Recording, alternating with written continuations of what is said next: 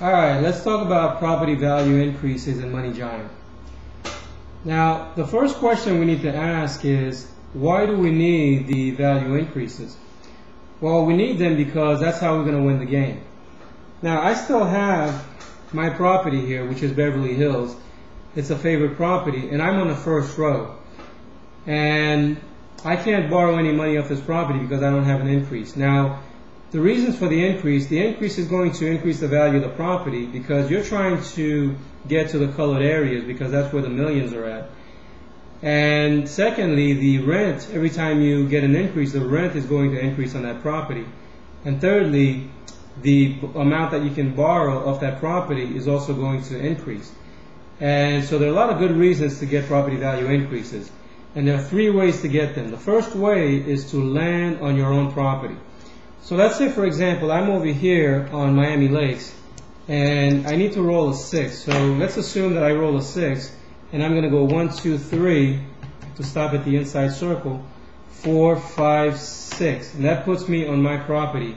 And this gives me the right to record an automatic value increase.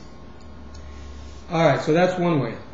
Now, the second way is to, let me go back here, is to land on a lucky card space and then pick up a lucky card that's going to give you instructions on recording an increase. So let's assume that I roll a 7, and that puts me on the lucky card circle here, and I pick up a lucky card and I take a look at it, property value increase, move to your nearest property and record a value increase. And I'm going to flip it over here so that everyone can see it. It also says don't forget your paycheck if you pass the office. So my nearest property is right behind me, but I still have to go forward around the board to come back to this property and then record the value increase on there. Now at the same time, because I go around the board, then I can collect the $1,000 over here. Alright, and then I'm going to put the card back when I'm done with it.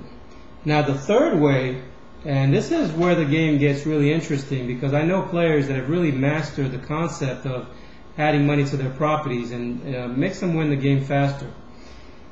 Now let's say, for example, I'm back here and I'm having a hard time landing on my own properties, but if I have extra money laying around, I can add $6,000 to this property. So I'm going to take $6,000, give that to the bank, and say I want to put in $6,000 into this property, and then I would go ahead and move the marker down one row. So therefore I'm creating my own increase, and I can do that for as many rows as I want to or that I can afford on the same property, not on individual properties. If it's my turn, I can skip 2 or 3 rows and add as much money as I can afford on these properties. So therefore, even if I wanted to go down to the 3rd row, I would give the banker an extra $10,000 and put $16,000 into this property.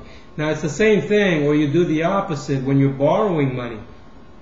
If I were on the 3rd row here and I wanted to borrow $10,000 from this property, I would move the marker back up and then take the money from the bank. So every time you borrow money, you're sacrificing the increase and therefore reducing your chances of winning the game. And again, you can do that for as many rows as you want to, as long as it's on the same property.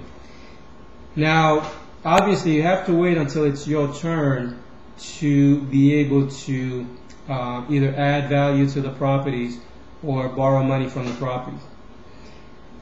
Okay, and just to recap, 3 ways to add money to your properties. You land on the property, you get an automatic property value increase. You pick up a lucky card that tells you to record a value increase, or you can add money to your own properties by using the amounts that are in the borrow column on the card. Alright, well that's it for this session. I'll see you next time.